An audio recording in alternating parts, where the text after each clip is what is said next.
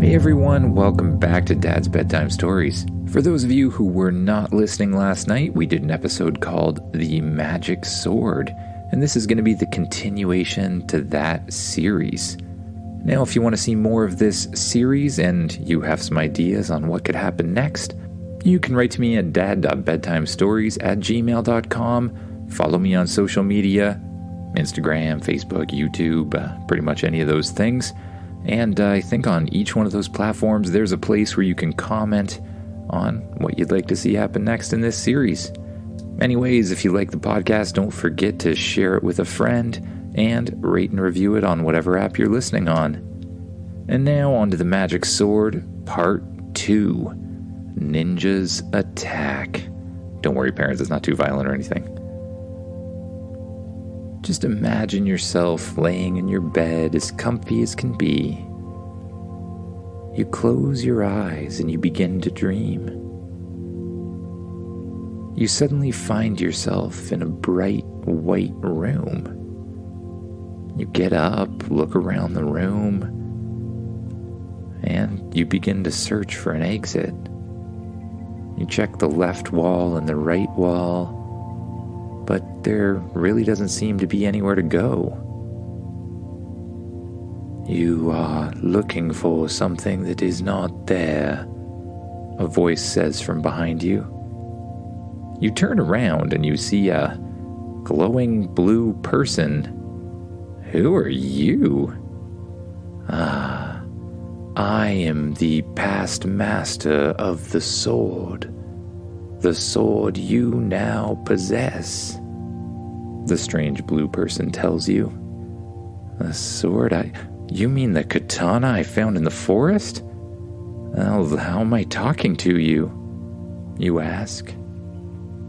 Well, says the voice, the sword you now possess contains the knowledge and the memories of all of its past wielders. Really? The knowledge and memories of all the past wielders are in the sword, you say? Yes, the voice says. That is how you are able to move like you are. You can jump and flip and use your sword because you are channeling the memories of the past wielders of the sword. Wow, you say. That's amazing. Well, what do I do now, you ask? The sword chose you, the voice tells you. But beware, there were others who wanted the sword. They will be trying to find it. Okay, like other ninjas or something like that, you ask? Yes, there is a shadow society that trains in the darkness. They are looking for the sword as well, the voice tells you. Well, is there anything else you can tell me to help me out here? I'm not really used to ninjas trying to attack me or anything like that. Yes, the voice says. You seem like a kind young person who would not want to hurt others. Just because you wield a sword does not mean you must use it to do harm.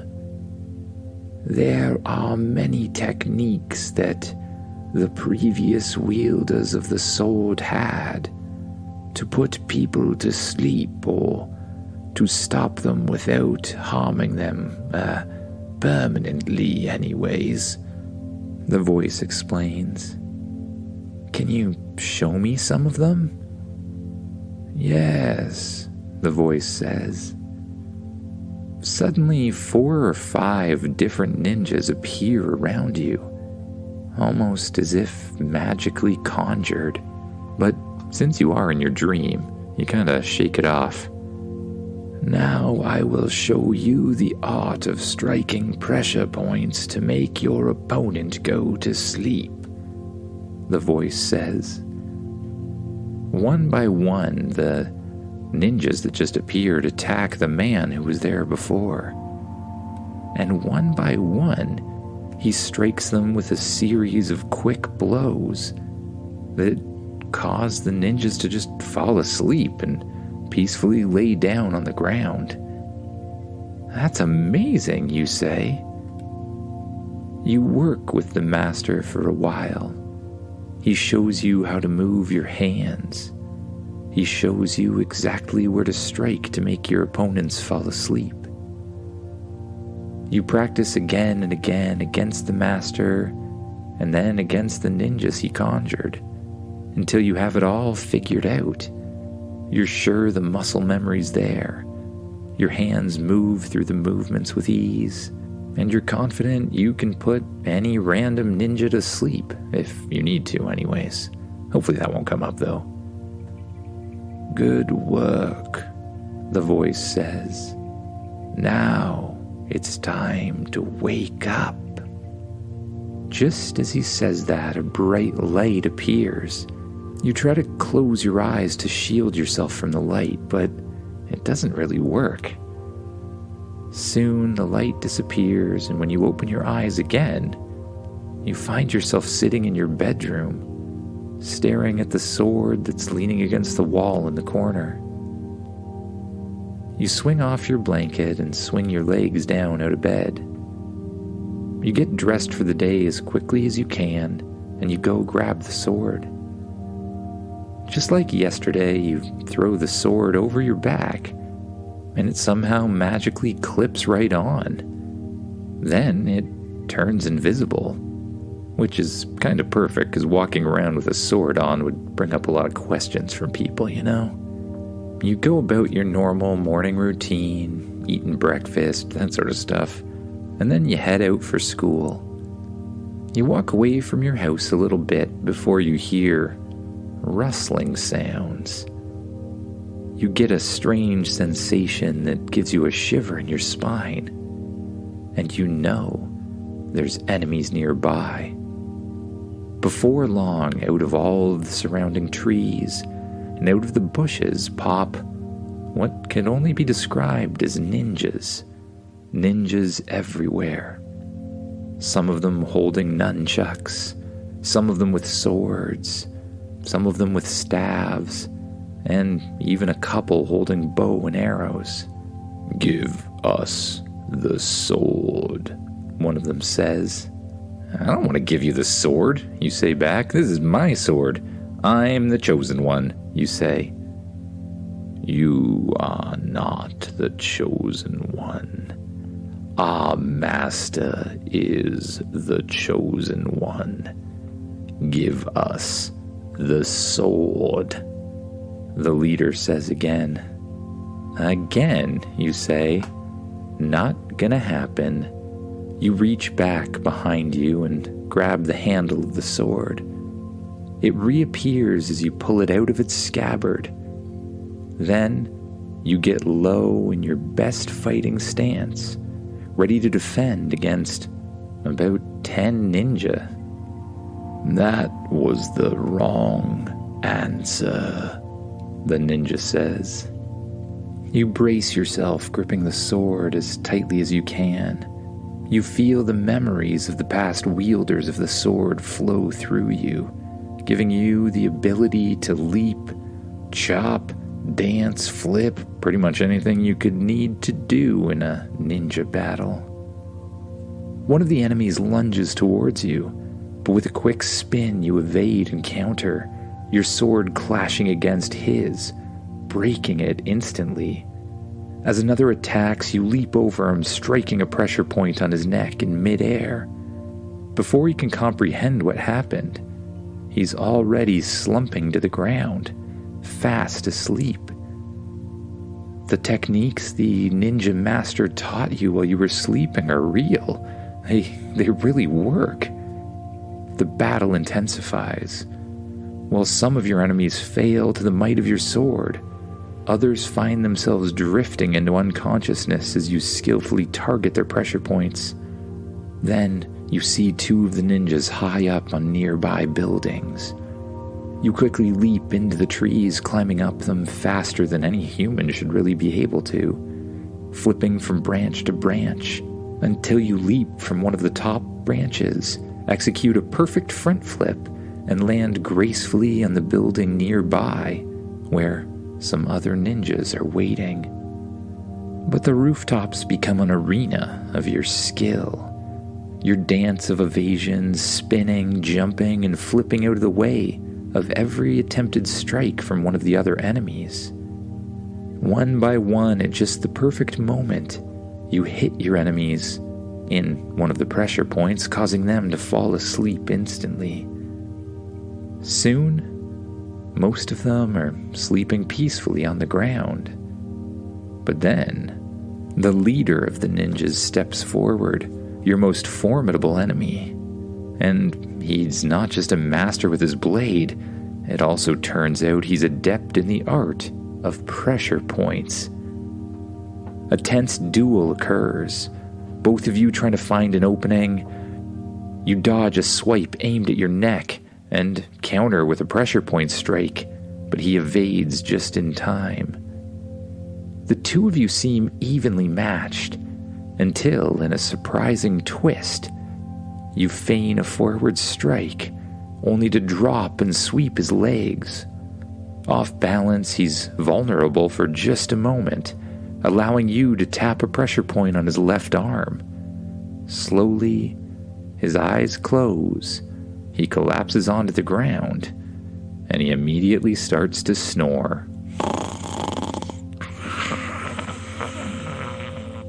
Victory would seem to be yours. You sheathe your sword back in its scabbard and look around at all the sleeping ninja around you, some of them down on the ground, some of them up on the roof where you are.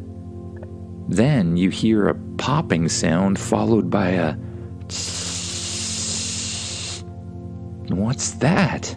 You look around you and smoke starts rising up on every side. You feel the strange tingling sensation, but you can't tell which direction it's coming from. Then, you feel something grab the sword on your back and pull it away from you. It rips off your back and disappears into the smoke. Where did it go? You turn around looking for it, but you're unable to find it. The smoke disappears, and you look around you, wondering where exactly the sword went and who exactly took it. But without it, you have no special powers at all. You search for a door on top of the building and open it up. You find a long stairwell that leads back down to the ground floor. And you walk along the sidewalk all the way home. When you get home, you sit down in front of your house, super sad. Oh, this is the worst. What am I gonna do? A strange sensation takes over. You close your eyes, and you immediately begin to meditate somehow. Your mind disappears from wherever you are, and it immediately transports to a dream world, like the dream you had the other night. And once again, the past master of the sword appears in front of you, a bright blue figure. "Ah, you have lost the sword, I see," the leader says. "Yeah, I don't know what to do. I don't know where it went, and without it, I don't have any special abilities at all." "Don't you?" the leader says. "If that were true, how are you talking to me?" the master asks you. "Huh. So you mean I'm still connected to the sword somehow?" you ask. "Yes," the master says. "You are chosen by the sword. Unless another leader is chosen, or you are defeated. Only you can wield the sword, and the memories and magic from it will still be connected to you. Really? That's amazing. Now all I have to do is find it. But how am I going to do that, you say? How did you do it the first time? The master asks you. Well, the first time I saw lightning strike in the forest and I just went looking for it. Although, I did feel a pull from where it was coming from. You focus again on your senses, and strangely, you feel a little tug at your left side, as if you're being pulled in that direction. You turn that way and walk to the exit of your home. On the way out, you see a broom. Perfect, you think. You grab the broom and unscrew the handle from it. This'll do for now, you say. You walk out the front door, quickly jump up to the top of your house using the skills that you thought you'd lost, and then running along buildings and trees, jumping from branch to branch, from roof to roof, and running where necessary, of course. There's not trees everywhere, I mean, come on. You head in the direction of the pull, and before long you come to a huge warehouse with large garage doors. You watch the warehouse and you see a ninja walk up to the door, open it with a key and slide inside. You quickly follow him, slip in the door before it closes, and then, with a series of light pressure point taps, you knock the ninja out, causing him to start snoring on the ground. You enter the main room where you see ninja everywhere. Ninjas playing cards, ninjas playing basketball, ninjas just kind of like hanging out and sitting around and stuff like that. But ninjas everywhere, basically. You walk into the middle of the room, and someone points at you and shouts. Soon all of the ninjas stand up, facing you and brandishing their weapons. Then, you see them start to move slowly from the back, opening up an aisle on the left and right. And from the back of that aisle, a man walks out holding your sword. The man doesn't look like a ninja. He's wearing a very fancy suit, and he has lots of jewelry and expensive things on. Are you here for this? He asks. Yeah, that's mine. Give it back to me. I'm not giving it back to you, the man says. But if you want to come and take it, you can try. You grip the broom handle as tightly as you can, and then you get yourself in a perfect fighting stance. The man draws the sword, your sword, throws the scabbard to the ground, and lifts the sword up in the air. But strangely, you know that you're not in danger. You can't be hurt by your own sword. The man attempts to swing the sword down towards you, but the sword just freezes in the air. The man tries to pull it down again and again, but it just stays exactly where it is. Having trouble, you ask? You run towards the man, jump up in the air, doing a perfect flip. You grab the sword out of the air and land gracefully behind him, spinning the sword in a circle. Just by thinking about it, the scabbard jumps up off the ground and flies towards you as well. You grab the scabbard and press it against your back. It attaches itself once again. Then you hold the sword in both of your hands, looking at all of the enemies around you. You close your eyes for just a second to focus, and you feel a strange energy course through your body. When you open them, You feel a new sense of power. You raise the sword high up in the air, and then you strike it down on the ground. A wave of blue energy shoots out in every direction, and instantly, all of the ninja fall asleep on the ground. Well, that settles that, you say. You resheathe the sword and walk out the front door. Once again, using your amazing parkour abilities, you leap from surface to surface to get on top of the nearest building. You jump from buildings to trees with a little bit of running, of course, as we spoke about before, until you get back to your house. When you get there, you realize how incredibly tired you are. You may have the skills of the warriors from before, but you haven't quite developed the same muscle stamina, maybe. You head directly to your room as quickly as you can. You reach onto your back and pull the sword off, placing it in the corner once again.